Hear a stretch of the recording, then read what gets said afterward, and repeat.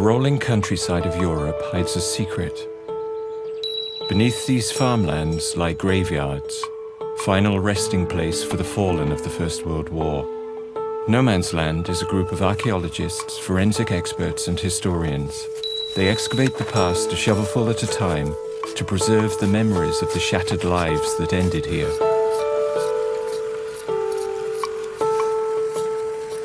This is something that no one's ever seen before. She's there, right? Yeah, we've got it. At Ypres in northern Belgium, they are searching for evidence of the very first trenches of the Great War. I don't know if this is an arm or a leg. At the moment I can't see. I've got part of a ball joint. Along the way, they discover the men who fought there and an atrocity that was committed.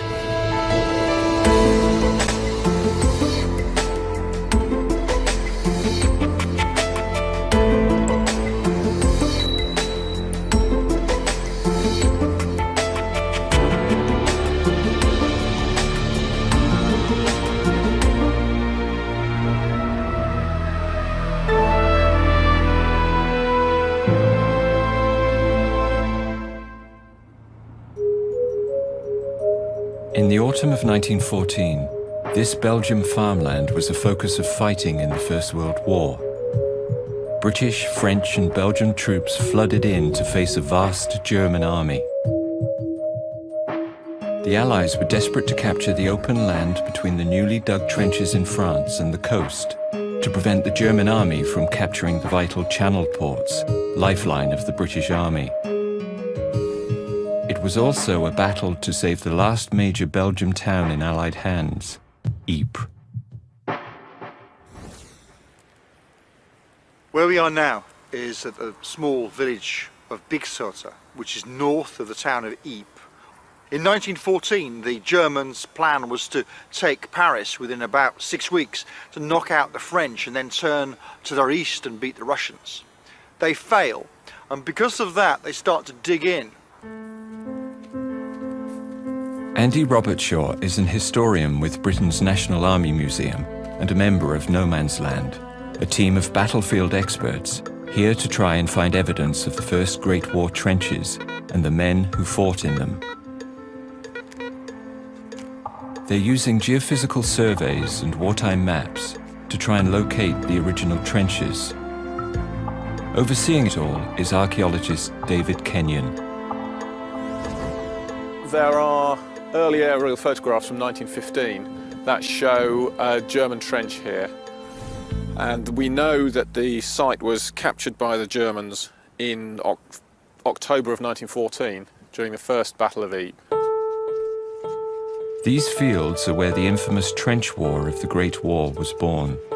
Shallow graves that would be dug deeper and become home for troops on the front line. Eventually, the Great War's trenches, if measured foot by foot, would be long enough to encircle the Earth. No Man's Land is searching for one of the first. Their research leads them to the right spot, but reveals something else: human remains. Andy? Andy? Is that little toe? I think so, yeah. Yeah, you got the foot. Just, do you want to have a look first, just in, see what you think? Does this, which is I think where the impression from where the heel came, and up here in this area with those, have you seen the two pieces of bone? Yes. Well, maybe we can remove the topsoil to about... To about there, yeah, that might be a good idea.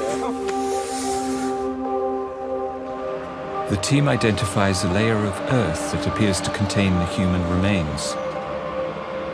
The machine operator is instructed to carefully scrape off the topsoil just above that level. But to their horror, the spoil is full of human bones, what's left of men killed here in the fight for Ypres. Well, what's happened is during the machining, you know, using the big bucket, the bucket has pulled up what appears to be at least one individual. The bone's stuck in there. Must have taken it out earlier, didn't it? Justin just found it on the spoil. It's a mistake that shouldn't happen. No Man's Land respect the dead and retrieve human remains painstakingly by hand. That's unfortunate, but it happens on any archaeological site. You take a decision that you'll use machines to remove plough soil. And talking to my Belgian colleagues, what surprised all of us is that there appear to be undisturbed human remains that close to the surface in an area that, as you can see, is regularly ploughed and has been since the end of the First World War. They believe the partly excavated trench holds the remains of 2 German soldiers. Is that all stuff up there, is it? I don't know if this is an arm or a leg at the moment. I can't see. I've got part of a ball joint down here with some cloth on top of it. We've got, looks like part of an in-situ hand. Up here there seems to be a few fingers still together there. Police are called whenever human remains are found, so the team need a forensic anthropologist on site fast, before police arrive to take the bones away.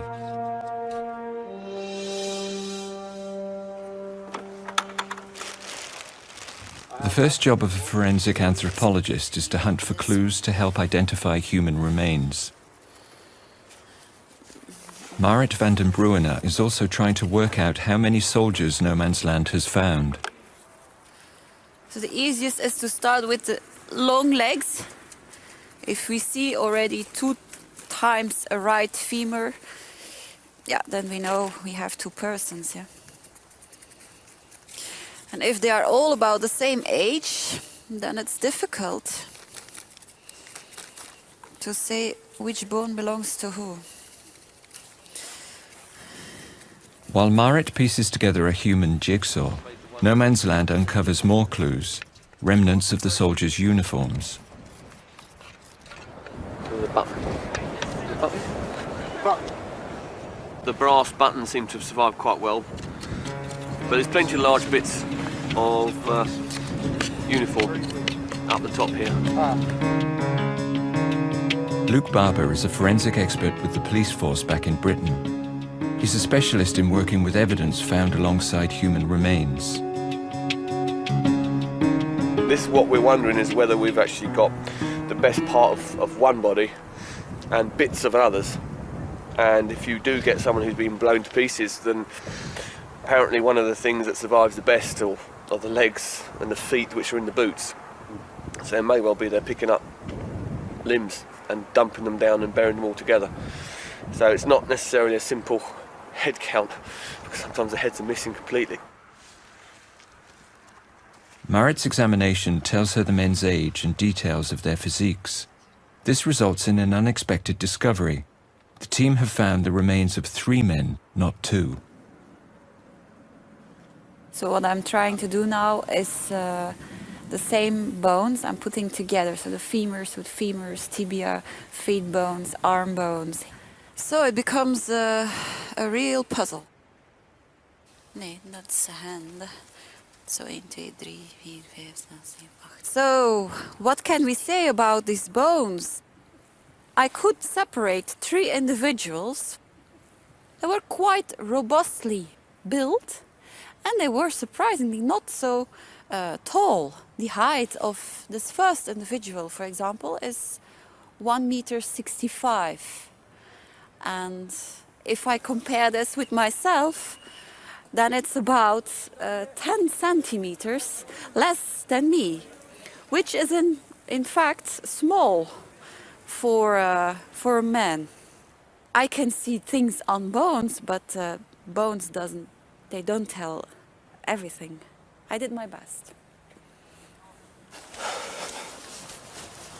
More evidence is pulled out of the trench where the bones were found. Possible clues as to the regiment these soldiers came from. What have we got? Interesting Yeah. was we did get a button which we could actually see something on finally. Yeah. We got some with Prussian crowns, by the looks of it, but more interestingly we got this one here, That's a numeral. which has got a number on it. Looks Yeah. like number 5, I think. That is important because that's going to be the company. Right.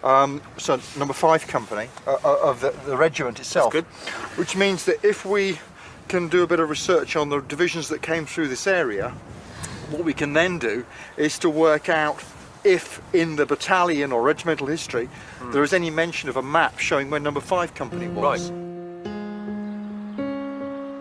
Months of sleuthing paid off. German army records revealed that the button and the men who wore it came from a German regiment, the 213th Reserve. They can now track the doomed men from their training camp to their place of death. A journey they have decided to retrace themselves, a pilgrimage to gain insight into the mindset of war. So what we've got is this. We've got a single button and a location. Doesn't seem like much, but there's plenty to go on. That's the site of our project. It's the 213 Regiment, 213 Reserve Regiment, that actually takes this area and holds it. Right. So our job, I suppose, is now to go into Rendsburg itself, have a look at it, and then follow the rest of their route. Okay, let's go then. Yeah, a couple of days. Excellent.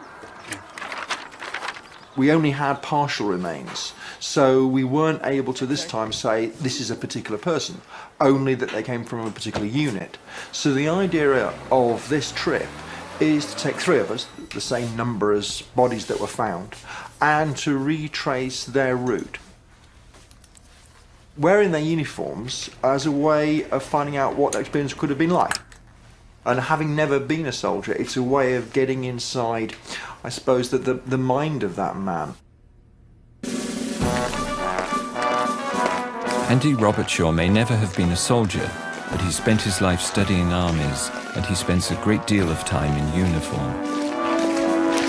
Shoulder, das, Gewehr. He wants the journey they're planning to run with military precision. No, try and hurry it. It's no race. Next. I think I'm right. Dan, you're not right. Try and put yourself back into line between the 2 of us. Try and face the front, and that weapon should be more square onto your shoulder. You happy with that? It's just not off at an angle. The training is going very well, actually. The problem is my lack of German. I could probably do a great deal better if I could do the whole thing in English. But I'm trying to learn a completely new foot drill. What we'll then do is we'll then go to stand at ease. And I need someone to remind me, stand at ease. Ruk, oi, yes? Rut, oi, ruet, oich. Rührt Oich, oich.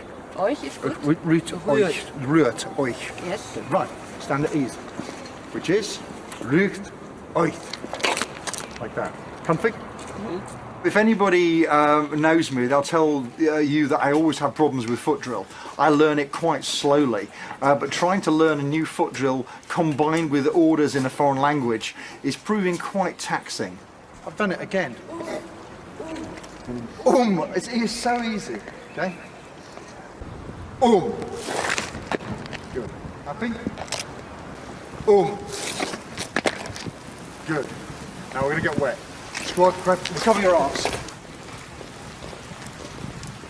Normally the NCOs are standing a long way away, shouting orders from undercover just like this, and everybody gets more and more fed up.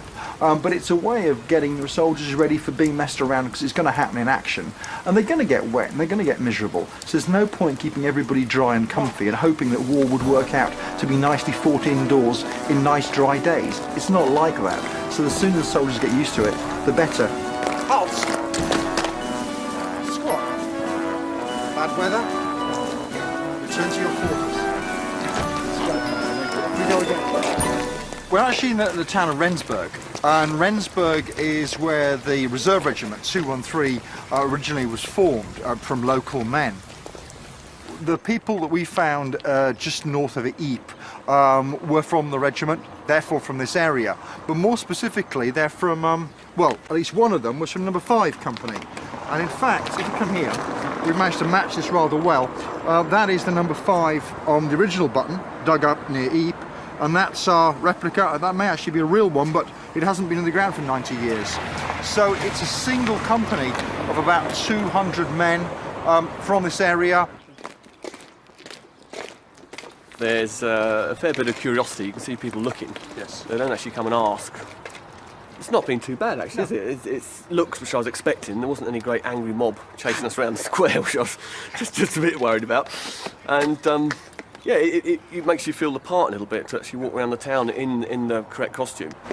I mean, if you were doing house-to-house fighting, Long marches on foot demands tough men and tougher boots. you know, creep up to a corner without anyone knowing that you're around there. It's only when you swivel your foot you really feel how skiddy it is. Yes, you've got irons on the heel, you've got them on the toe, and basically, you know, your boots will go on for on and on. And the only thing you're wearing out isn't the boot leather, you're wearing out the nails. But sometimes even these boots could not survive the pounding they received. Well, that's the heel of a boot, and the sole was here. The toe section is missing from the front here. There's part of it there, there's a piece of bone in it. Some sort of decorated plate. Look. It's the brass plate which they had actually on the top of their leather helmets, spiked helmets, the classic one. Don't know which state this is. Looks like it could be Prussian. See the hobnail's really quite clearly on that. We're wondering why on earth someone would actually put a helmet plate in their boot. It's a rather uncomfortable thing to have under your heel. Having now cleaned these boots out of soil, you can see part of his sock in here, but you can also see the heads of the hobnails actually come through the actual base of his boot. Now, number one shave. Don't you dare. Number one shave. No hair. No hair. No. It's definitely nails. But the thing is, look on the bright side, if we take all your hair off, your pickle hawk will fit better. No. I think. Just around the outside. The big one will fit better. This sort of idea that everybody had incredibly short hair isn't true. As a fashion, certainly by 1916 with the British Army, where you have it really long on top and short at the side, so under a hat or a cap you can't see it. Not unlike you've got now. It's quite long. And if you look at it, I think some of the older men had really short hair, much more like Hindenburg, whereas the younger blokes like the hair a bit longer. Good. As far as possible, the army want you to be clean because it reduces the chance of infection. It gives you all sorts of problems if you are grubby. And it was enforced, so you would use your mess tin, you know, to have a wash. Start with your face, and then go to your armpits, and then feet. And then more personal after that, as far as you could do every day. Would that be every morning then? Every day, if you could do, yeah, every day. What type of occupations would our three chaps have done in civilian life? More likely to be heavy industry. There's steelworks around here, there's heavy engineering. Agriculture. Agriculture, yeah, what we saw on the way in there are farms. So some of them could have been farm labourers, you know, that kind of thing. So they're used to heavy work? I think all of them were. It occurred to me that some of the things that people say about the horrors of the war, like having, for example, to work in very dangerous conditions, well, these guys are doing it all the time. I mean, if if you're working in a steel mill and you've got a retort of steel and someone falls into it, you push them under. Didn't the anthropologists say they were short and muscular? Yeah, absolutely. Yeah. So from the bones we can tell they're fairly well built and probably used to manual labour. So what she could tell from the muscle attachments, could she? Yeah. If the bone's got large muscle attachments, it means they're obviously fairly muscular. So that's good enough evidence actually from the bones themselves to say that these three chaps would have been used to physical labour. The men belonged to the 213th Reserve Regiment, Prussians in distinct Pickelhaube helmets, a unit formed only 1 month after war began. The unit was based in Rendsburg, where no man's land are starting their journey. It's a steel town built on heavy industry that was critical to the German war effort, providing work for local men.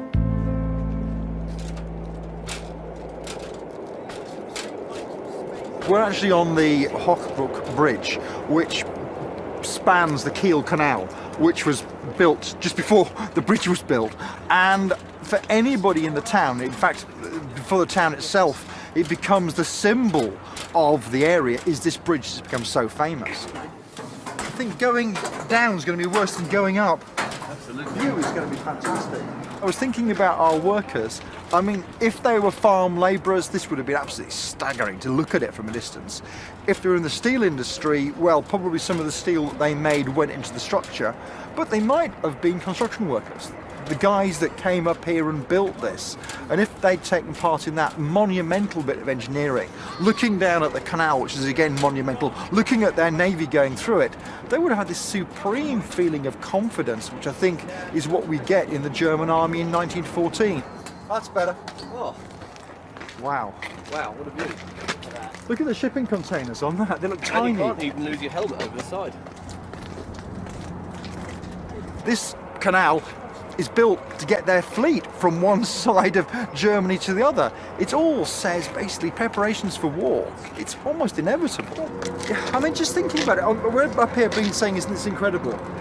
It's what, 2005 now. This bridge was finished in what, 1913. And it's just, I mean, presumably damaged during the Second World War, but this is an incredible piece of engineering. And I suppose if you were here, what, 1914, you'd have been able to see all the steelworks going, glowing in the dark, all the sulphurous You fumes. would have seen the horizon would have been covered with Absolute- smoke, wouldn't it, Yeah. coming up from the factory. And it's men working hard in heavy industry, steam trains, the navy. Germany must have looked unstoppable, you think about it.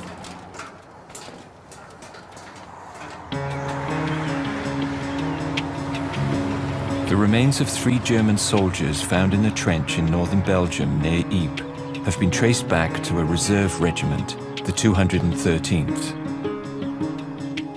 In September 1914, these men were called up with no choice about their service for what the Kaiser said would be a war that would be over before the leaves fell from the trees. Now the men from no man's land are retracing their journey, boarding a train that would take them to Belgium and the Western Front. To Ypres, from where the men whose route they're following never returned.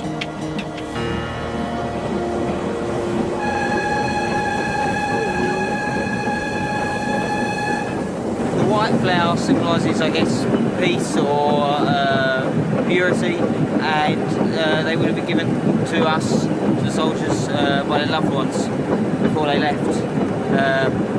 Sometimes in wreaths, sometimes just small flowers that they put in their hats or in their top buttons, just as a farewell gift.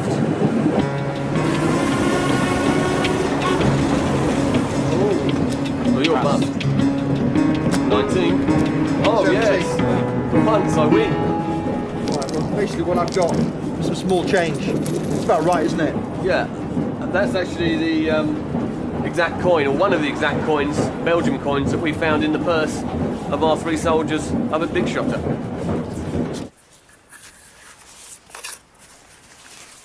You get these mats of cloth or leather all pushed together and flattened, and you have to literally, they're like a book, you do have to look between every little leaf, because you can get stuff that's tucked in between them. And with this piece of leather I thought, well, this looks a little bit suspicious, it could well be a purse.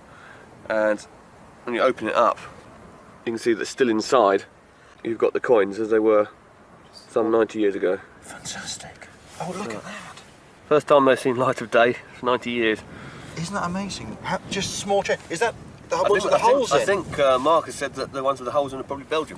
So they're using makes sense. local currency. Yeah. But they're very distinctive because they've got the hole in the middle, there's no mistaking them. Yeah. We couldn't actually read very clearly what they were. Well, that's what it is. But we were told by Mark de Waal they were Belgium, and this is definitely the right size and it's got the hole in the middle.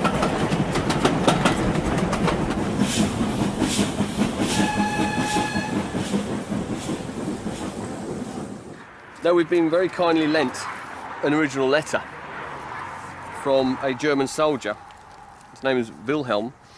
He was in the 215th Reserve Infantry Regiment, which means he was actually next door to the 213th Reserve Infantry, who our 3 chaps came from, on the front line. So they're actually there together, side by side. And this letter was written to his fiancée in October 1914, as he was travelling to the front.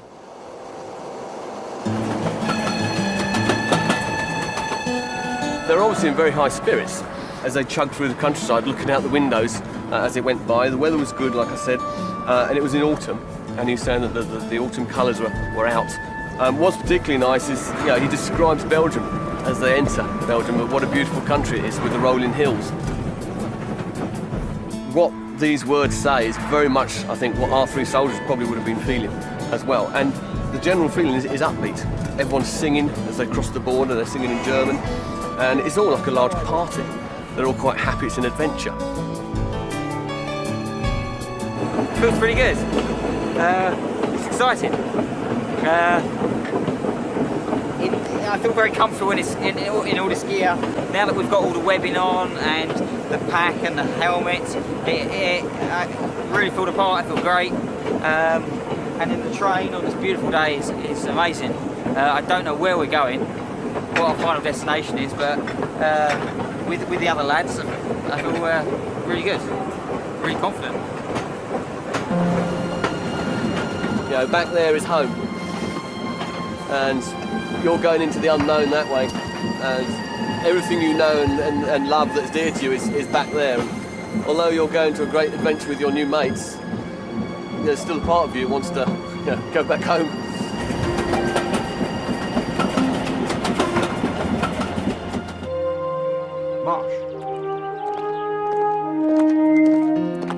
In the first weeks of the war, 11,000 trains ran round the clock, taking millions of German soldiers to the front. But they stopped at the Belgian border where tracks had been destroyed.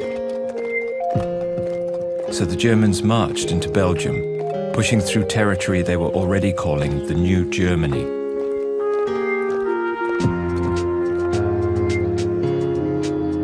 On October the 19th, 1914, the men of the 213th arrived in the small Belgian town of Staden, following in the footsteps of the 215th.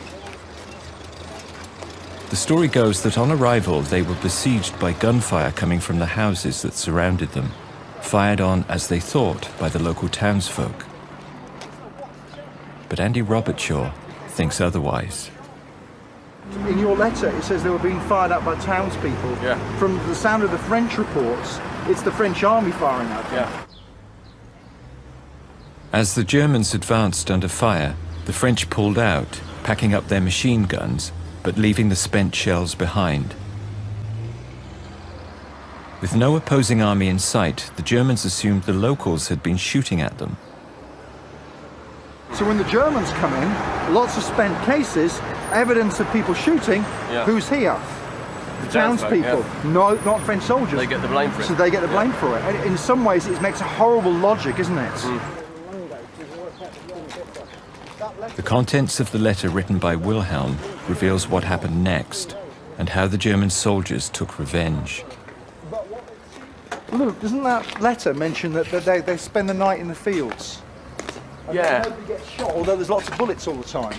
Well, they say they arrived about 12 o'clock at midnight, and they went into the town and were fired on from all sides. Yeah. And they stopped to look where the fire was coming from. They say it was from the houses. Which it would be. Yeah. And then basically they torched the place. Really? So they go around burning the houses down, and then, like you say, they retired back out because they didn't have enough men to hold it. And so he says, and then they camped in a meadow. Yeah. And they were surrounded by the burning town, basically. And come the morning, they muster and go in fast to do the town properly. Yeah. And this time round, they go from door to door, breaking into the houses, where they find local occupants terrified, a lot of them. And he actually mentions that some of them are on their knees. And he mentions that a lot of them are just killed outright, just like that. It's just the men, is it, they're killing? They're killing the men. He says he couldn't do it. Wilhelm says he couldn't do it, but he says it's happening. But he says he felt sorry for the women and children who were terrified, but none of them were injured by their side. It's their first ever experience of warfare. They're now going from being reservists called up a few weeks earlier to now being in battle, and that experience of combat is confusing, it actually is difficult to make sense of, and there's no clear enemy. So what happens then is, to a certain extent, either the officers lose control or the men themselves make decisions that perhaps that they weren't in a position to be fully informed about. Either way, it ends up with civilians being killed. The invading Germans were gaining a reputation for barbarism, burning towns, executing civilians, raping and pillaging as they advanced. A meeting with the town registrar confirms the regiment's presence in the town and reveals the shocking truth of what happened on Black Monday, October the 19th, 1914, the day the German soldiers arrived. And these two were the archaeologists that were among the people that found the Germans. But that's why we're here. Okay. I have one of your fellows here also. It was a real 213. That's right. That's right. There we are. That's a list of the German war graves here in Staden. Right. And we see that there was... The registrar has a list of German war graves in the town, which includes men from the 213th, proving conclusively they were there. So that actually shows, because we've been talking about Wilhelm, yes, who came here and describes this place in his letter. He's from the 215th. Yes, which is next door. So that's proof that our boys were here. Yes. On the Monday, the 19th, yeah, we call it Black Monday. Right. Because in Roeselare, they shot a lot of civilians there. And also in Staden, because we have the proof here, that's all civilians who were kept by the Germans as hostage. I found it in the archives. Wow. Nice to see, we've just seen those names, haven't we, on the memorial. We counted 47. There's a woman there. Also a young boy. Yes. The parish priest also. It's amazing in these cases. It always seems to the parish priest that and the mayor seem to be the people that suffer first. Yes. So Wilhelm was wrong. Well, Wilhelm, I think, was putting a bit of a gloss in his letter, saying that none of the women and children were hurt. That's not back to his letter to his fiancée. Yeah. He writes that none of the women and children were hurt, and we thought to ourselves, a lot of soldiers didn't write it. It's not the sort of thing you would want to tell your fiancée. It's interesting, isn't it? It's putting those faces to some of the. We arrived in this town, and we knew that it was going to be, an odd thing to do. But now, having seen the memorial, heard more about it, and seen the images, you can't say anything.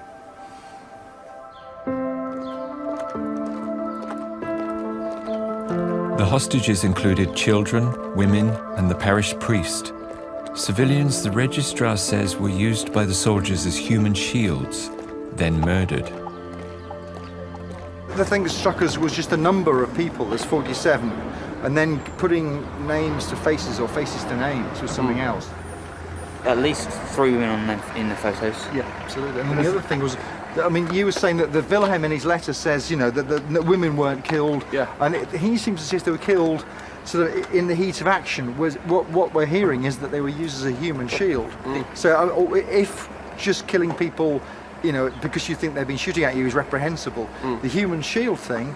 Well, this is after the event. They've rounded these people up, marched them off, and then used them as a shield, and then shot them. So you've got now we've now had a different account of the events. Wilhelm's letter says that it's house-to-house fighting. Yes, that's right. That women and children aren't hurt, but you could forgive a few soldiers maybe for shooting an odd woman in the heat of battle, bursting through a door, seeing a figure and firing. Yeah. But we're hearing here a totally different story. So these people are rounded up, marched down the road, and then shot.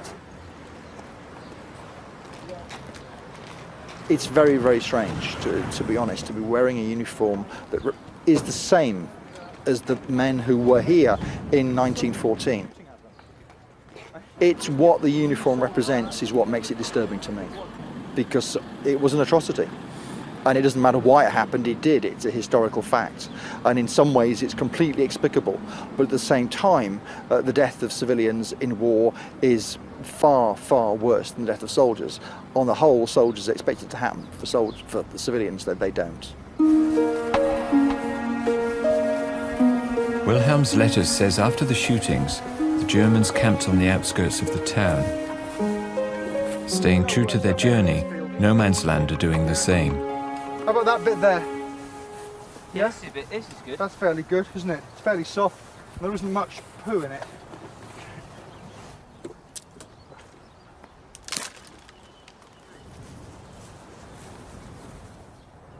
It's a very similar situation here, like the 3 soldiers we found on the archaeological excavation.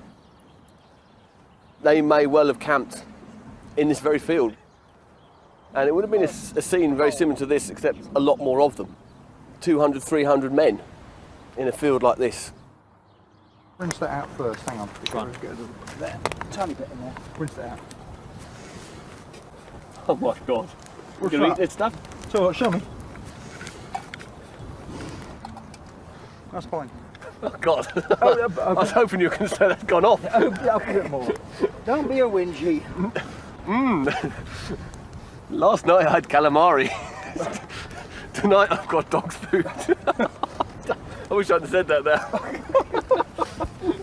Oh, that's disgusting. Oh God, it's giving birth.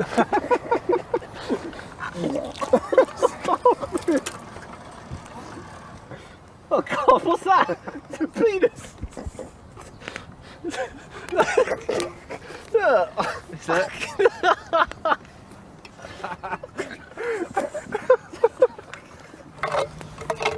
I can see why the Germans went in there in a bad mood the next day.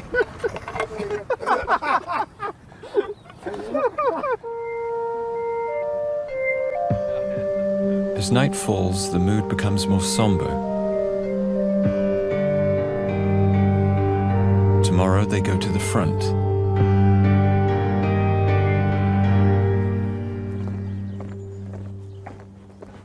The last leg of their trek, next stop Ypres, where the first trenches were dug, where trench warfare was born, and our 3 soldiers died.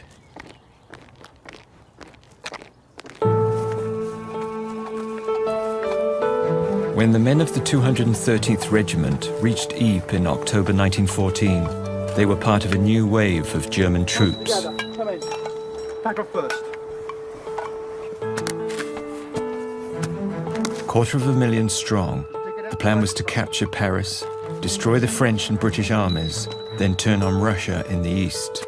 But the plan failed. Once they start shooting, we'll have more incentive. The French held their ground. They fought ferociously and stuck fast. The Germans had no choice but to dig in where they could. Our German soldiers arriving here would have known shrapnel bursts overhead, would have told them, dig quickly. The quicker you dig, the safer you are. The saying was throughout the war, sweat saves blood. The more you sweat now, the safer you'll be when the attack comes in, when the artillery opens fire. You're going to be able to get your arse down as well. Being shot in the arse has been as bad as being shot anywhere else.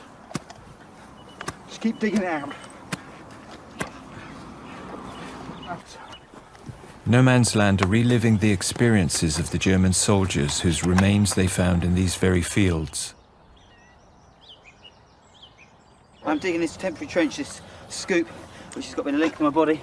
I haven't got time to dig a deep trench because I'm going to get shot at. So it's just enough to be my length, cover my body, and all the stuff that I dig up goes in front of me. Take out a little space so I can see the enemy, and I can get my gun in position and then fire at them, but still be protected. And then hopefully one of us can give covering fire whilst the other 2 continue to dig. But I'm about there. Just I need a little bit more off.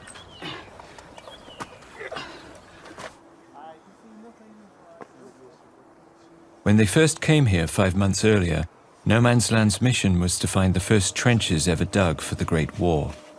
If you look across there, you can see the guy standing up in the trench, and you can see the guy to the left crouched down. So you look at the silhouette against the horizon. Yeah, so you need to get down low so that you effectively don't become a target for small arms fire or artillery. Records showed that the first trenches were dug here. Shallow scrapes hastily hollowed out under fire in a war that was still about movement, but that would soon become entrenched. We've got groups of men in little scrapes, 2 or 3 men in each trench, and it's not continuous. The the Germans are advancing. The pressure of the advance pushes this lot back. They pull back across the other side of the field, and there, instead of making little scrapes, they decide to make a stand, and they gradually join up the scrapes till they've got a continuous trench. And suddenly you've got a position where you've got a trench that people can move up and down on, and instead of just sitting in a hole. And you've moved from field combat to trench combat. It's the birth of trench warfare. The 213th Reserves who were fighting this part of the line eventually pushed back the French and took over their trenches. They were determined to hold on to their advantage, so they dug in deep, improved and reinforced. Well, we're dealing with a sandbag here. Mostly we just have the marks of the sandbag, not the textile preserved. So this is very valuable, I think. It's also very difficult to recover it as a whole. We'll try, but we're not sure whether it's going to work or not. Try and go in right below it and put your fingers to. Yeah. So. She's there, right? Yeah. Hang on. We've got it. All right. Yeah, yeah. Woo! Yes, we've got it. She's there. Fingers down. Look, what a beautiful sandbag. Impressive. Do you want that again? 2/3 full. Hang on, Is that 2/3 full? Yeah, Choke that's round the 2/3. outside. That's it. Right, wait for it. Now, remember what I told you. You see me showing. Good, out of the way. Fantastic. We know from what we did before with the archaeology just the other side of the road that this is where trenches began. This is the line on which the French armies stopped the German assault in October 1914. They were then pushed back. When they were pushed back, the Germans came in and improved the system. And in fact, what you can see and what we're reconstructing now, the archaeology shows us firstly earth, very shallow scrapes just out of the earth, then them all joining up to give us what we now know as a trench system. And what we're digging here is doing this within a few yards of where it really happened. In fact, just a couple of minutes ago, as we were working, we weren't doing archaeology as such, but we found this, which is just the base of a German spiked helmet, the Pickelhaube, which says that somebody was here doing exactly the same as we were doing, at exactly the same depth, wearing the same uniforms. No, one more. You can imagine a whole line of them, like we are dressed, you know, with the grey trousers and the blue shirts and the braces, all the way along there, except here, digging in like that. And our three were probably amongst that group of men. It was at this place that the Germans dug deep, marking the birth of trench warfare for the Great War. So when No Man's Land found the remains of their 3 German soldiers on this site 5 months earlier, they knew it meant they were at the right spot, at the very place where trench warfare had begun. Whoops.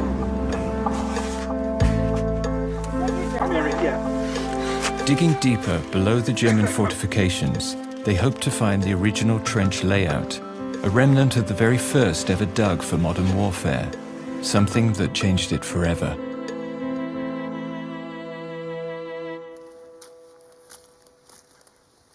No Man's Land succeeded in locating one of the very first trenches dug at the beginning of the Great War.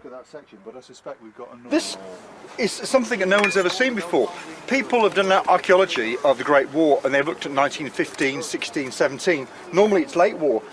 This, which looks so much like a 3-person fire pit, very, very, very crudely made, is the first time anything like this ever been seen.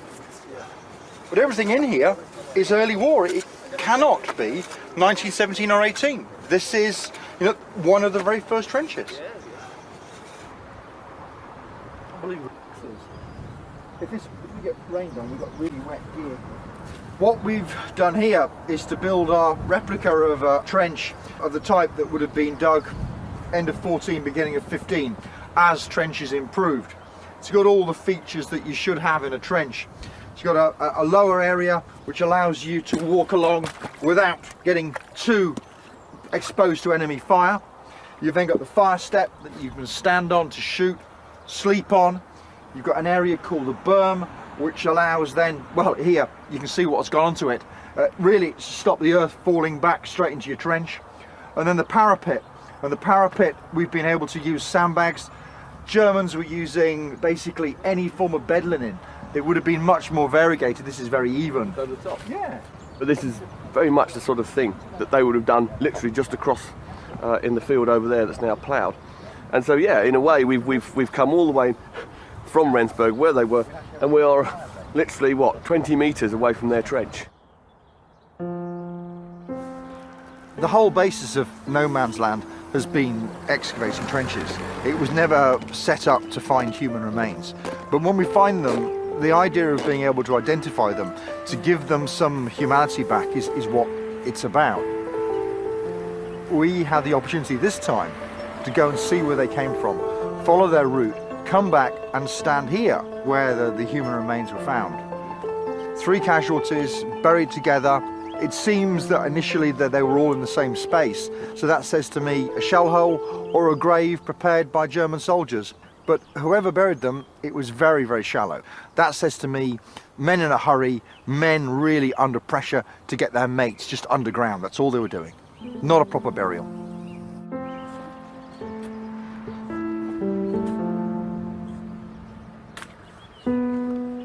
Three nameless German soldiers and some innocent civilians died at the dawn of trench warfare.